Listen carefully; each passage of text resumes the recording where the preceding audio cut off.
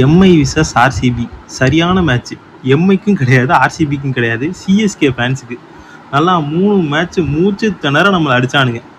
அடிச்சுட்டு வெளியவே தலை காட்ட முடியாதுங்கிற நேரத்தில் தேவதூதம் மாதிரி சேட்டனும் ஓவர்டனும் சேர்ந்து ஒரு மேட்சை ஜெயிச்சு கொடுத்து முக்காடை போட்டு லைட்டாவது வெளியே காட்டலாம் அப்படின்ற நிலைமைக்கு நம்ம வரும்போது இதாண்டா வந்தா தொக்கா எல்லாம் வருவானுங்க, இல்லை வரவே மாட்டானுங்கன்ற மாதிரி நேற்று எம்ஐக்கும் ஆர்சிபிக்கும் மேட்ச். எவன் தோத்தாலும் எவனையாவது பிடிச்சி செம்மையாக வச்சு செய்யலாம்.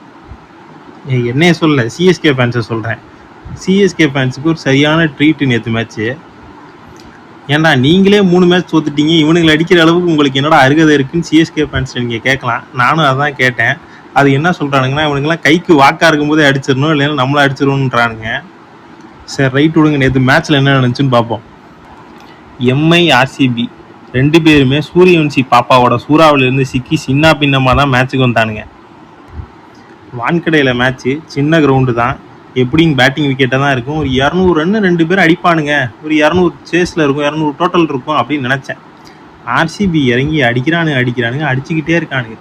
ஒரு கட்டத்தில்னா 11 ஓவருக்கு 130 கிட்ட வந்துட்டானுங்க.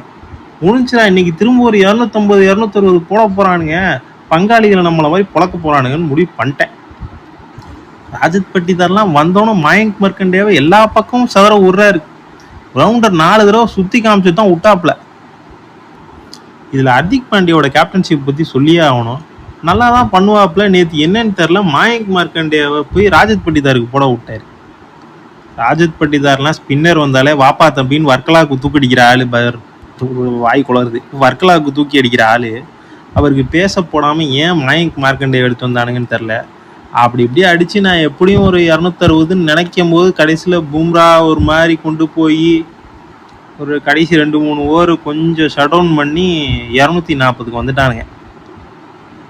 இதில் என்னென்னா, அந்த உயர்ந்த மனிதன் டிம் டேவிட் நம்மளை மட்டும் போட்டு பொலன்னு பொழந்துட்டு இந்த மேட்ச்சில் ஒன்றும் பெருசாகவே அடிக்கலை. அடித்தாப்புல, ஆனால் நம்மளை அடித்த மாதிரி அடிக்கலை. அது மட்டும் மனசுக்கு ரொம்ப கஷ்டமாக தான் இருந்துச்சு. ஆனால் எனக்கு ஒன்று தோணுச்சு, ஹர்திக் பாண்டியா, சூரியகுமார், ரோஹித் எல்லாருமே இருக்காங்க, 240 சேசபிள் தான் நினைக்கிறேன். விக்கெட் வேறு செமையாக இருக்குது, கன்ஃபார்மாக ரொம்ப க்ளோஸாக போகும், இல்லை எம்ஐ ஜெயிச்சிருவானுங்க, பங்காளி ஜெயிச்சிருவானுங்கன்னு நினச்சேன். ஹிட்மேன் ட்ரிக்கிள்டனும் ஓப்பனிங்கு. இன்னைக்கு ஹிட்மேனோட இன்னிங்ஸு சரியான இன்னிங்ஸாக இருக்க போதுடான்னு நினைக்கும் போது நினச்ச மாதிரியே அடிக்கலை. ஹிட்மேனு ரிட்டையர்ட் ஹெட் ஆகிட்டு போயிட்டார். ட்ரிக்கிள்டனும் ஒன்றும் பெருசாக அடிக்கலை. சூரியகுமார் யாதவும் ஹர்திக் பாண்டியாவும் தடவிக்கிட்டே இருந்தானுங்க. ஆனால் 2 பேராலையுமே ரொம்ப